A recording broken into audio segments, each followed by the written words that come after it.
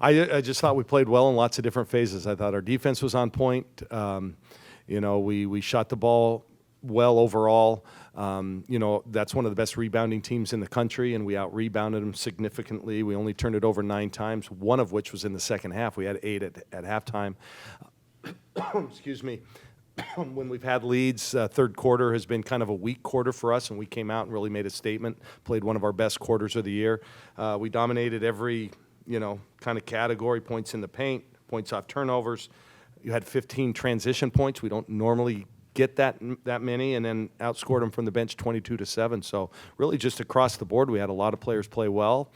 We played well at both ends of the floor. We executed when we needed to, and so for that reason, yeah.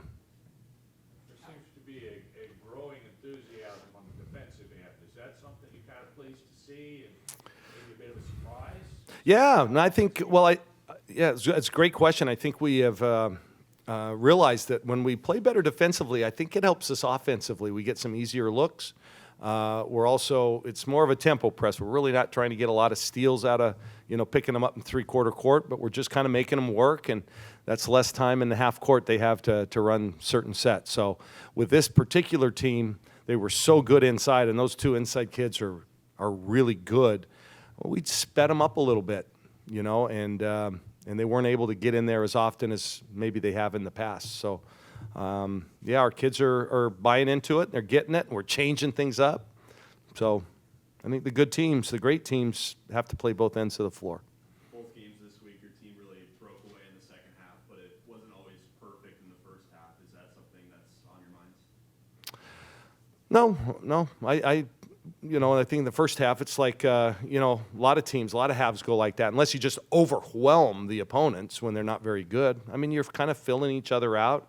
You kind of have to see what's working, what's not working, what lineup's working. We went with a small lineup during that stretch in the third quarter where we really started to separate and had some success with it. So, no, not really. I think we started fine, especially defensively.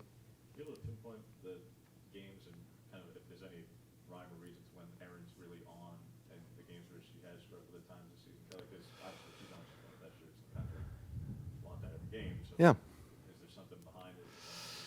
No. I mean, as long as she's getting good shots, I mean, there's going to be, we went through this with Bando too. There's some nights that they're just going to say, hey, we're going to just take this kid out. Like we did number 43. Number 43 is an elite level 3-point shooter, did not score tonight.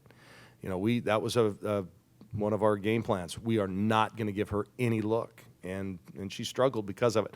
And teams want to do that. If they want to put Jordan Canada on Lexi Bando,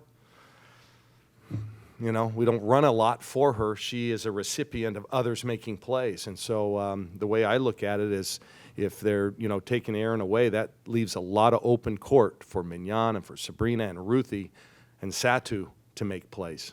So even when she's not on, you still got to guard her, and you still got to guard her deep, because she can go off at any moment. So if I knew when it was going to happen, James, I would be a rich guy, and I probably wouldn't be still coaching here. I would be making millions in some kind of a physics, mental, meta, whatever, I don't know. Right? Those MIT guys make a lot of money. Kelly, where is it when it almost seems routine that Sabrina gets another triple-double, which used to be such a special thing? I mean, now 2 in a row, 3 already this year. Yeah, well, I think you're seeing her, with James' question, she was pretty direct. I think she is playing a little bit better, feeling better, you guys. I think she is. And I think the fact that she's got some depth and she can rest, I think is really helping. She's not focusing on it anymore. I just think she's playing better. How do you feel having Satu back in the game today? Oh, it was great. She didn't practice all week. So she shot a little bit yesterday. And I thought she looked awesome for having not really practiced in nearly a week. So to see her come out and do that was great. She did terrific on the boards too, which that's where she can really make a difference for us. Big picture, Kelly, how do you feel about your squad right now? Where you clearly played a lot of depth, which you do. The RPI doesn't love some of your strength of schedule at this point, but the Pac-12 play. It's the last thing I worried about. But how do you feel about it? Well, I feel like we have a lot of improvement yet to make. I don't think we've played anywhere near our best basketball. And so, yeah, I think we're going to continue to get better and better and better. We want to be playing our best basketball in March and April. That's what I'm most concerned myself with. Sounds like you guys are giving you guys a couple of days off. With Christmas coming up, what's your schedule like?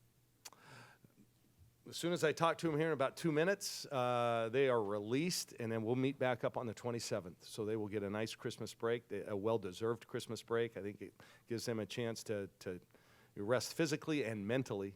You know, it's a long grind because when they come back, it's on. You know, we have an exhibition game the day after they get back, and then it's on. Every game's for real, man. So we want them to be mentally and physically fresh.